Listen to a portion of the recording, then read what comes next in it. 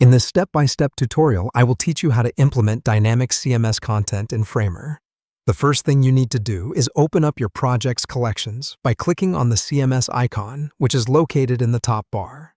Suppose there wasn't one already existing. Don't fret. Creating a new collection is fairly straightforward. All you would need to do is click on the New button. You could label this new collection anything you like, but for instance, you may choose to call it Blog or Team Members.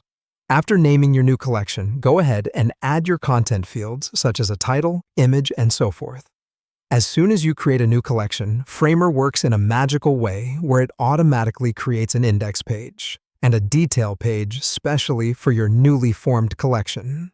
Next, let's consider the template for your dynamic content. To do this, navigate to the detail page for your collection, for instance.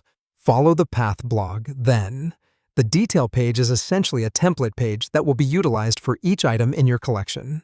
Your next task is to design the layout for a single item. Feel free to add text, images, and other elements according to your own creative tastes. With the item layout prepared, proceed to the right-hand panel and select a field like a text box, an image component, or any other element as you deem necessary. Look for the plus icon on the content property and click it. You should thereafter link it directly to the corresponding field from your CMS collection. Continue with this process for every element which you wish to pull dynamically from your CMS data. Let's move on to adding CMS items to other pages. Start by opening the Insert menu. Once opened, look for the Collection Lists section. Grab the collection list you prefer and simply drag and drop it onto your canvas.